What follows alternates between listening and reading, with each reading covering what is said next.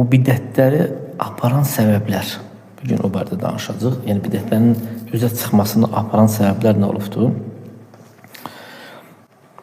Yəni şək yoxdur ki, Allahın kitabından və Peyğəmbər sallallahu sünnəsindən yapınmaq, tutunmaq bidətlərə, azınlıqlara düşməkdən xilas olmaqdır.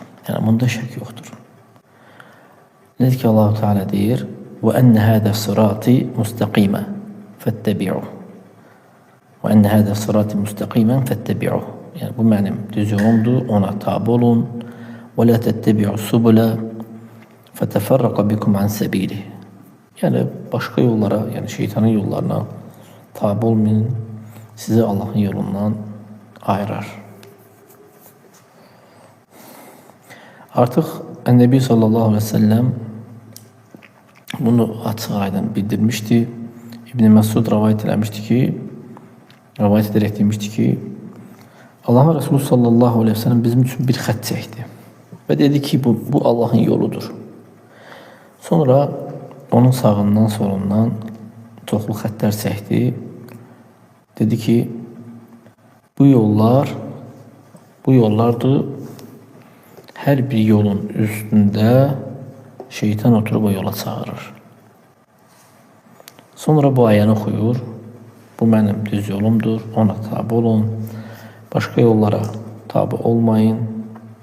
Yəni burada yollara tabe olmayın. Yəni o şeytanın yollarına dəvət elədikləri yollara tabe olmayın. Sizi Allahın yolundan azdırar. Zəlikum vəssakum bihi leallekum tettekun. Bunu Allah Subhanahu taala sizə əmr edir. Bəlkə siz ondan qorxasınız. Kim kitabdan və sünnədən üst söndürərsə də həmin o azğın yollara, o bidət yollara, yenidən gəlmiş yollarda o yollarda ayrılarlar. Kim ki bundan üst söndürərsə də həmin yollar bu ikisi ayırar.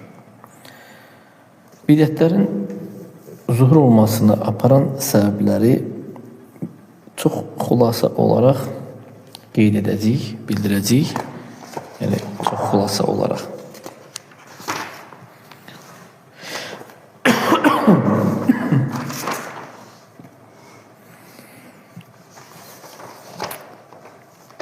Dini əhkamlarda cahil olmaq, havaya tabi olmaq, insan havasına tabidir. Rəylərə və şəxslərə təəssüfkeşlik eləmək, kafirlərə oxşayıb onları təqlid eləmək.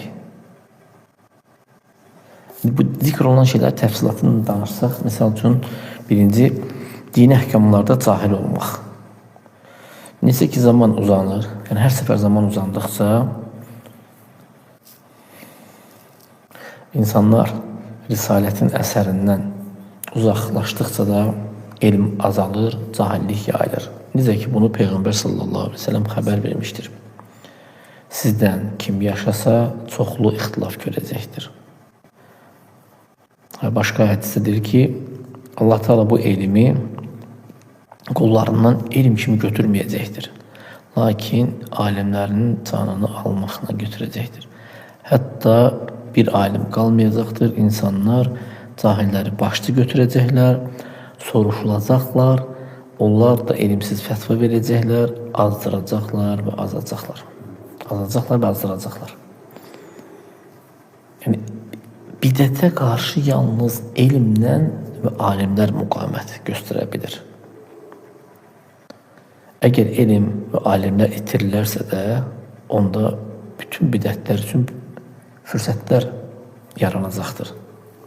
Ki, üzə çıxsın, yayılsın.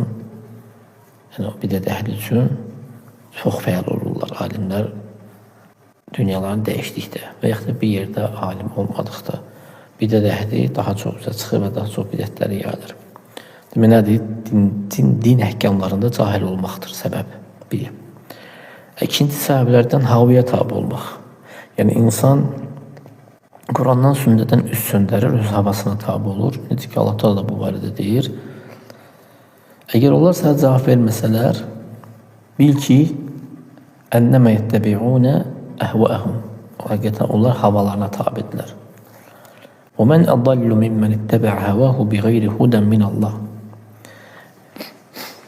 Yəni öz havasına tabi olan kəsdən və Allah Teala tərəfindən düz yoldan başqa havasına tabi olan kəsdən azğın kim ola bilər?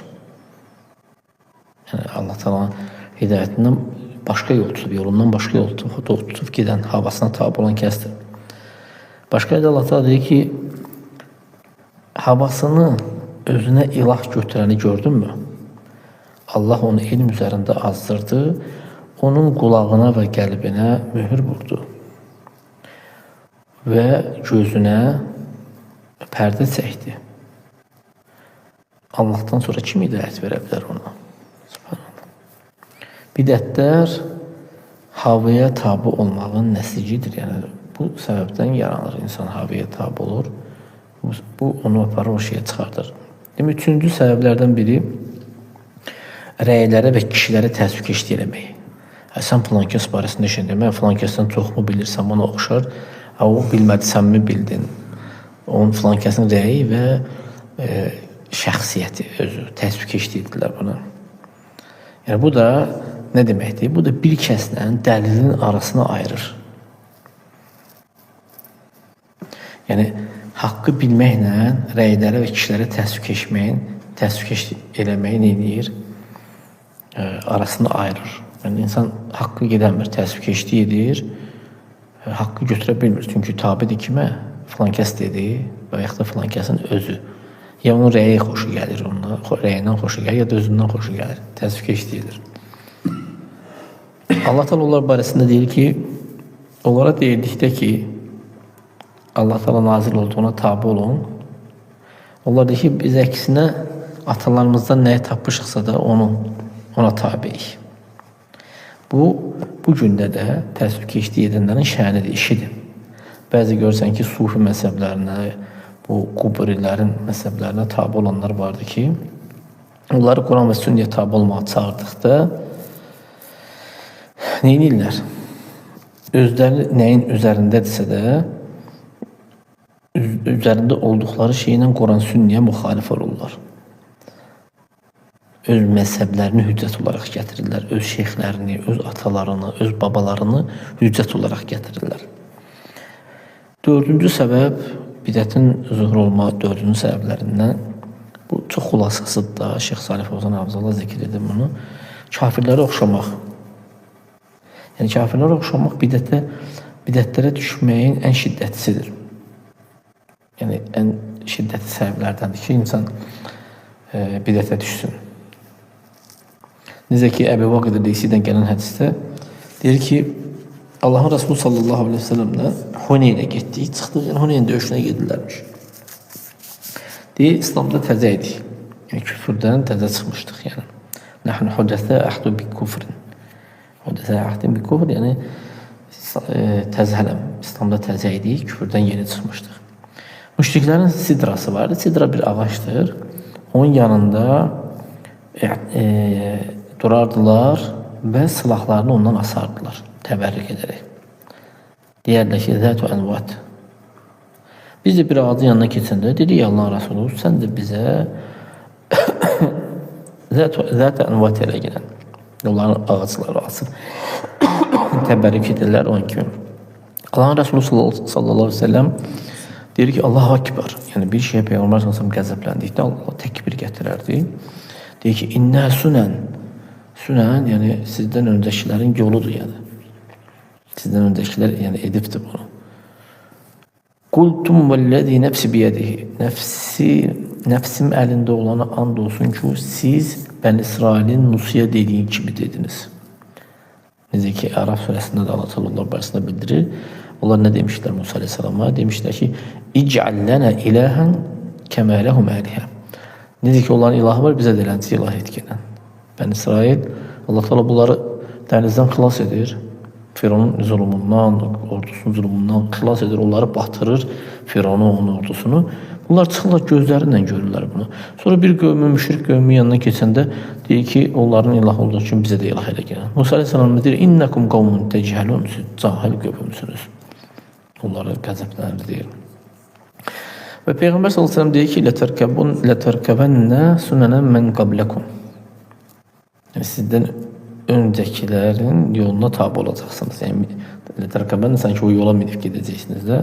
Bu hədisdə nə var? Kafirlərə oxşamaq Bəni İsraili hara apardı? Bu pis şeyi tələb eləməyə apardı. Yəni Allahdan geri olaraq ilah istəmişlər. Ki Musa onlar üçün ilah düzəltsin, ilah etsin, onlar da ona ibadət eləsinlər.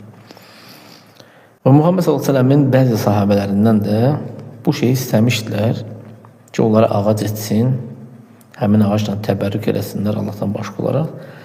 Bugün də bu hədə nəfsul vaqiliyum, yəni bu şey də bugün baş verir. İnsanların, müsəlmanlarda olan insanların çoxu kafirləri bidət əməllərdə təqlid edirlər, şirkiyyətlərdə təqlid edirlər. Məsəl üçün şey keçirirlər, yaşlar keçirirlər, yaş bayramları kimi, gün, iqamətül əyyəm falan gün, müəyyən günlər üçün və yaxud da ki, həftələr görsən ki, bunlar üçün xüsusi bir əməllər edirlər. Dini münasibətlər kimi beləncə bir bayram edirlər.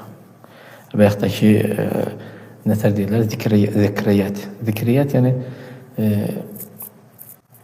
deyək ki, evlilik günü keçirirlər, buna oxşar nələrsə də, yəni filan gün yaddaşda qalan bir gün olan şeyləri keçirirlər. Və yaxud da ki, bütləri qoyurlar, şəkilləri qoyurlar, matəm edirlər, bidət cənazələri edirlər.